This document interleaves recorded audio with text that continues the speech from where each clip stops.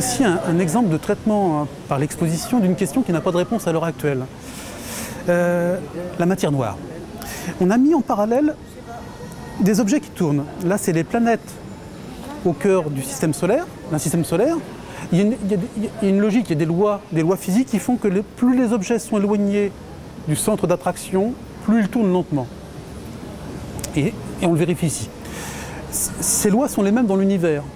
Et on regarde un peu maintenant comment les étoiles d'une galaxie spirale tournent autour du centre galactique. Ben, au début, ça marche assez bien, les lois sont conservées. Et on s'est rendu compte dans les années 1930, ça remonte un petit bout de temps, que les étoiles qui étaient à la périphérie tournaient trop vite par rapport à ce qu'elles devraient. Problème. Problème qui admet presque deux solutions extrêmes. Il y en a qui pensent que les lois de la physique ne s'appliquent plus aux galaxies, ce n'est pas la bonne échelle, il faut adapter les lois de Newton, les lois de la gravitation. Beaucoup de physiciens ne sont pas d'accord avec cette proposition. D'autres pensent qu'on a regardé la matière lumineuse. Il y a peut-être de la matière qui ne l'est pas, qui n'est pas lumineuse dans les galaxies.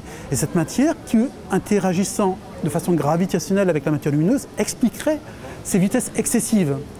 Quelle est-elle? On ne sait pas. On a trouvé des candidats, mais pour l'instant, il n'y en a pas un qui soit vraiment bien dimensionné pour répondre à l'observation. Et on va aller plus loin, on va se rendre compte que la matière noire est une vraie question. Et là, on a fait un film pour récapituler d'autres questions qui sont l'énergie noire et le trou noir. Alors, le trou noir, c'est un objet qui est assez bien avéré d'après la théorie. Le problème du trou noir, c'est qu'en fait, on ne peut l'observer qu'indirectement. Et l'énergie noire, c'est une curiosité qui a été observée, c'est pas le bon mot, en tout cas qui a été proposée par les scientifiques à la fin du siècle dernier, donc il n'y a pas très longtemps. On s'est rendu compte que l'univers qui serait en expansion serait plutôt en expansion accélérée. Et on se pose la question, mais quel serait le moteur de cette accélération d'expansion? Serait-ce une matière qui aurait une propriété répulsive? On ne sait pas bien. On ne sait pas bien. Est-ce des propriétés propres de l'espace-temps? On ne sait pas bien non plus. Ce sont des questions ouvertes qui font que le regard qu'on a sur la matière aujourd'hui, la matière que l'on connaît, eh bien, ça semble être qu'une infime fraction de la matière qui composerait l'univers. Une grande partie nous serait pour l'instant assez inconnue. Mais pour notre enquête, d'où vient la matière des premières étoiles, on n'a toujours pas répondu, mais on n'a pas regardé partout. Alors, il nous reste à explorer un dernier endroit. Alors là, il n'y a rien. Il n'y a rien et c'est exprès. C'est exprès parce que vous allez voir, l'endroit où on va aller, c'est un endroit où il n'y a pas grand-chose, puisque on va s'intéresser au vide.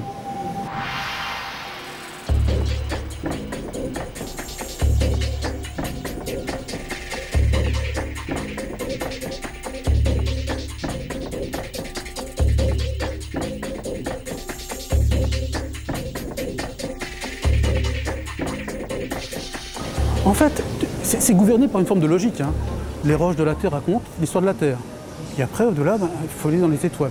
Les étoiles racontent les histoires des étoiles. Et les étoiles ont une histoire. Les galaxies racontent l'histoire des étoiles et racontent aussi des questions qui n'ont pas de réponse.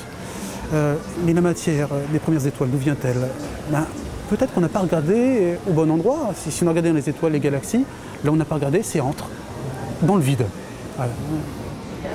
Alors, ça aussi, j'aime bien comme idée, c'est vide des apparences trompeuses. Un petit centimètre cube au cœur d'un gros cube qui fait 1 mètre de côté, 1 mètre cube, 1 centimètre cube. Imaginons que le petit centimètre cube à l'intérieur, c'est 1 centimètre cube d'une étoile à neutrons. Un étoile à neutrons, c'est un monstre d'astrophysique. C'est tellement dense qu'on a du mal à l'imaginer. 10 puissance 15 grammes par centimètre cube. Imaginez que vous avez pris une plateforme pétrolière, vous l'avez condensée en 1 centimètre cube et vous avez une petite idée de la densité d'une étoile à neutrons. C'est gigantesque. Mais si on tourne autour du cube,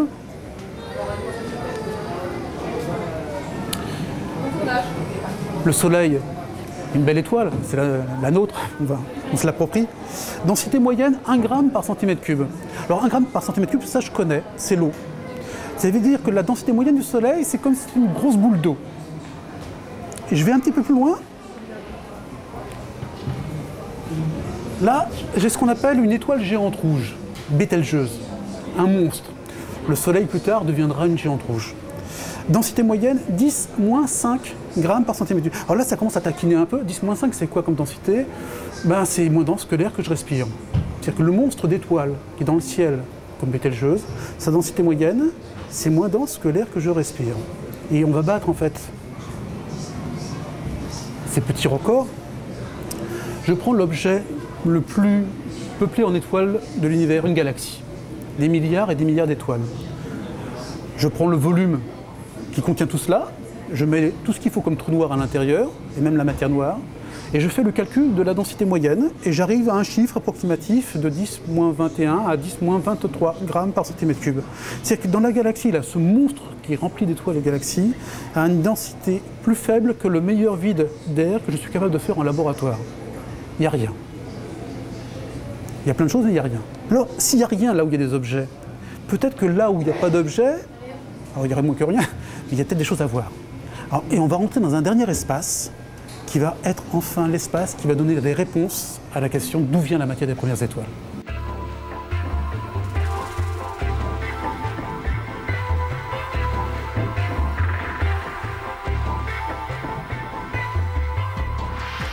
Changement d'ambiance, on est au cœur d'une lumière. Une lumière un peu verdâtre, ça c'est le souhait du scénographe, avec des jeux de miroirs qui donnent l'impression qu'on est vraiment au cœur d'une lumière. Eh bien, c'est ce qui se passe à l'heure actuelle. Nous sommes dans l'univers, au cœur d'une lumière. Et d'où nous vient cette lumière? Elle nous vient du tout début de l'histoire de l'univers. Elle nous vient du premier moment où se sont formés les premiers atomes. Puis une fois qu'ils se sont formés, après, l'univers a prolongé son histoire, il y a eu les premières étoiles, les premières galaxies, etc. On le raconte à travers un film, à travers une petite manipulation. Oh, elle est très très marrante la manipulation, je vais même la déclencher, ça va faire un peu de bruit. Juste pour montrer que on va faire le vide d'air dans une cloche, mais dans la cloche, il y a de la lumière. Et puis dans la cloche, on a mis une petite aiguille aimantée, et à l'extérieur, j'ai un aimant, et je me rends compte qu'au fur et à mesure que le vide se fait, la lumière ne s'éteint pas pour autant. L'aimant, je peux agir sur l'aiguille à partir de l'élément qui est extérieur, donc ça veut dire que les champs électromagnétiques passent dans le vide. Le vide est une notion relative.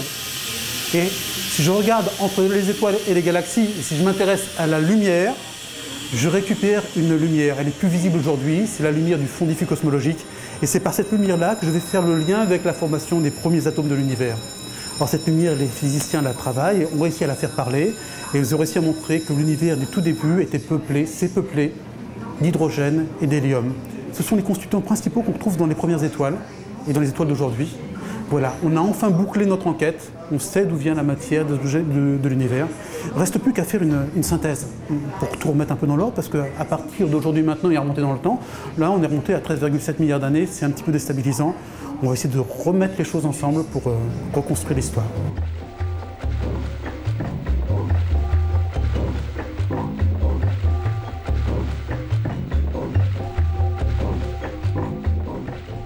Voilà, donc on arrive au terme de notre histoire, de notre enquête. Il reste à récapituler. Et donc là, on va reprendre l'histoire, mais non pas d'aujourd'hui, de maintenant, mais on va partir du moment où on a commencé à la comprendre, de l'horizon de compréhension.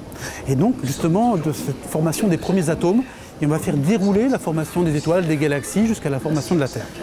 Et donc, on a construit le film de synthèse dans cette grande salle, ici, avec un point d'ancrage, l'horizon de compréhension.